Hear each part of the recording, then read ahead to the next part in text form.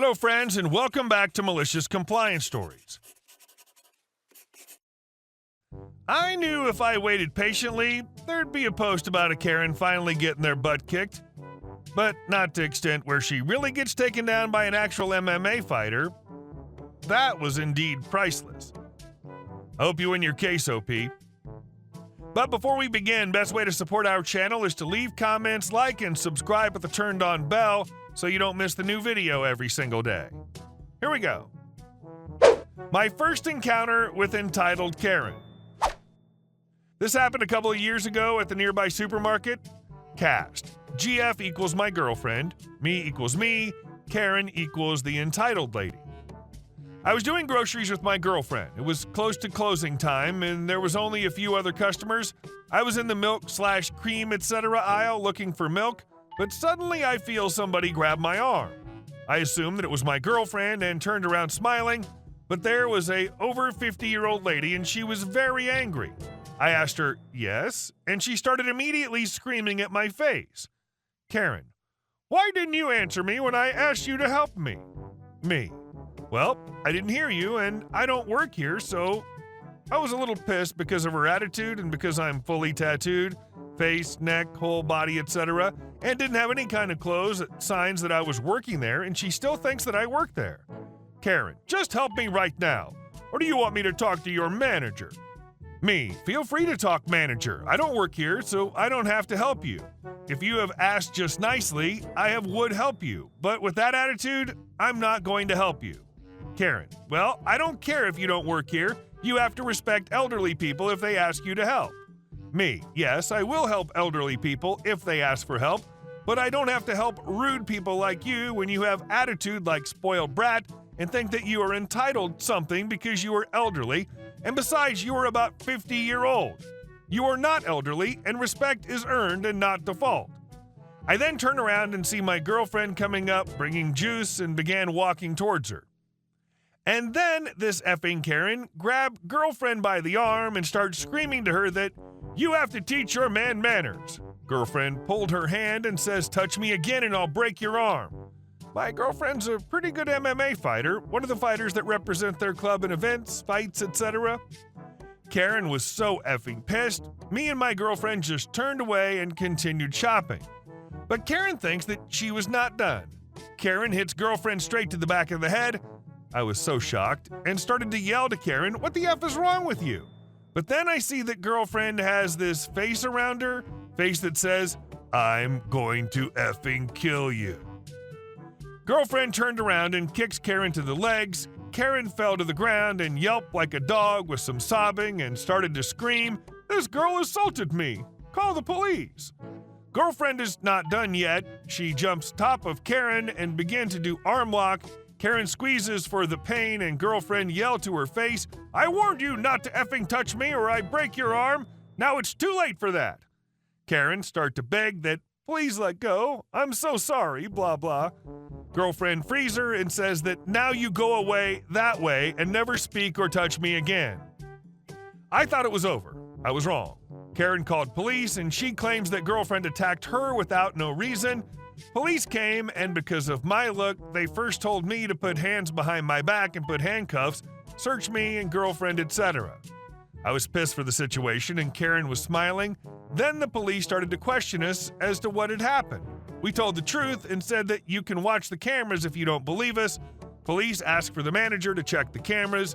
Now Karen's face was white and pale. It took a moment, but eventually manager and police came back and released us from the handcuffs. They took our details, etc., and says this is going to court because situation was little tricky. Because girlfriend had used self-defense, but they think that it was a little too much. Laws in Finland are sucky.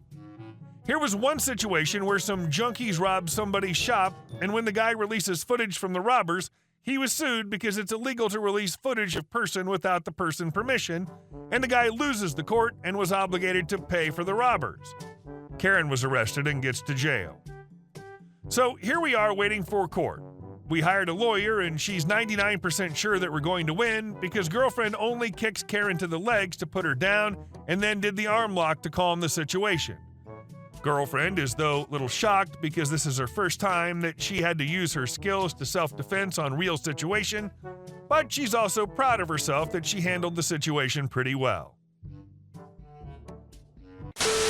And our second story. Sorry, overtime isn't approved.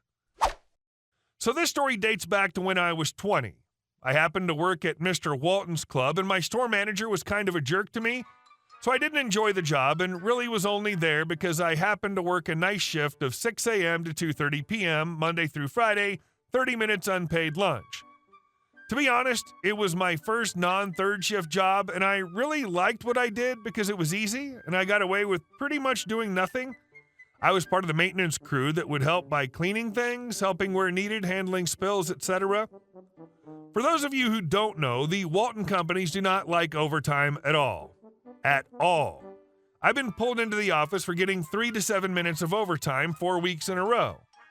So I worked my daily morning shift, Monday through Friday, with a very occasional Saturday because the Saturday guy was off and I had to cover. Okay, I don't mind the occasional Saturday with Monday off. I'd even stay late some days because something would happen and they would need my help. I wasn't a go-getter, but I would definitely help where needed and stay busy. However, if I stayed late, I would have to leave early a different day to keep my 40 hours. What I would not do is work a different shift completely without being asked. One week I saw I was on the schedule for second shift because the second shifter asked off. I didn't get an option. They just scheduled me. I brought it to my boss's attention and he basically told me to suck it up. Cue my thought of malicious compliance. That second shift day happened to be at the end of my work week, so I made sure to show up a little early and stay a little late every day before that, upwards of 2 hours one day. I stayed busy working and doing things that needed to be done, but definitely didn't need my somewhat slow pace. My second day shift comes, I go into work about 12 or 1 p.m. and stay about an hour and a half and walk up to one of my assistant managers and inform her that I'm about 10 minutes from overtime. Do you want me to stay or should I go home? She informed me I should go home and have a nice day. About 45 minutes later, after I'm home enjoying a cookout with my girlfriend and friends, I get a call from my work. Curious, I answer and it's my manager. He says, "Hey OP, where are you? We've had a spill and been calling you on the walkie for 20 minutes. I informed him that I was at my 40 hours already and didn't assistant manager tell you? He says, "Oh, okay, she didn't tell me. See you tomorrow." I said, "Okay, have a nice day," and proceeded to enjoy the rest of my night. For some reason, I was never scheduled for second shift again.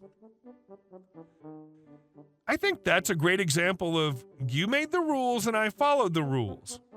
Good on you for scoring a point playing their game. And our next story. Don't come at me. Won't be any problems. This happened a few years ago when I worked at the Mart of Walls.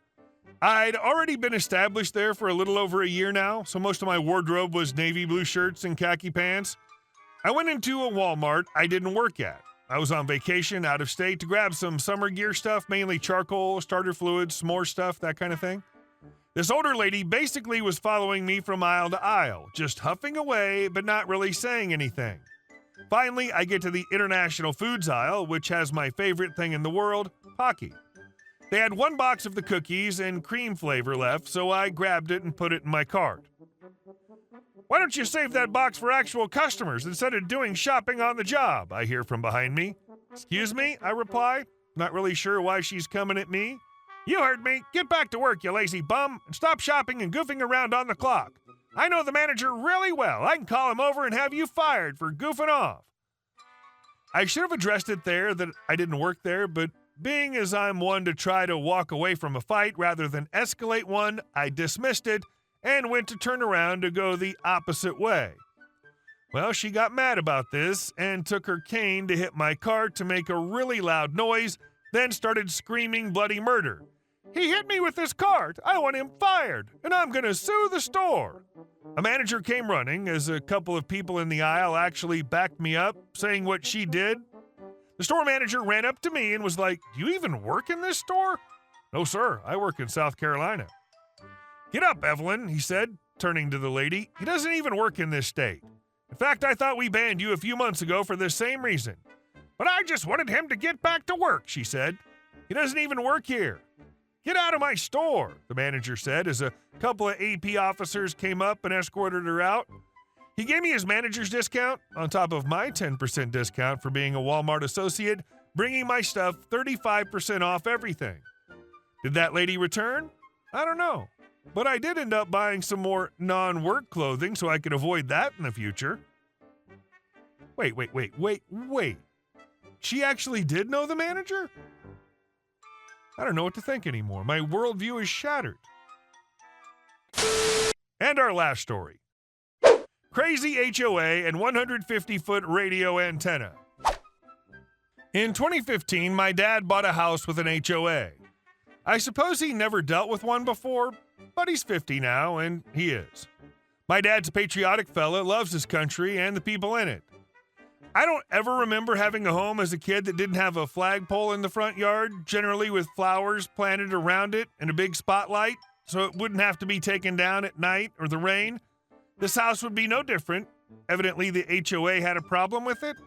My dad fought with them for the better part of 2 years, including, but not limited to, making postings about it on the community bulletin board and renting full-page ads in the local newspaper, telling the whole town how he felt like the people over the HOA were giant pieces of crap because who wouldn't let someone in American soil display our country's flag? He paid 2 years' worth of monthly fines until recently the service members who live in the same subdivision made enough of a ruckus about it that they decided to let it be and quit charging him the fine. However, during the fight, my father became privy to a loophole about ham radio operators and the government having their back and superseding HOA rules. My dad had a CB in his conversion van when I was a kid for when we traveled, but never any ham equipment. But as soon as he caught wind of a regulation, he erected a 150-foot radio antenna right in his front yard next to his flag. I've never seen someone so angry when they delivered a statement to his house about it. I also never saw such a large, smug grin on my dad's face. Hey guys, thank you all for watching the video. I'll see you in the next one.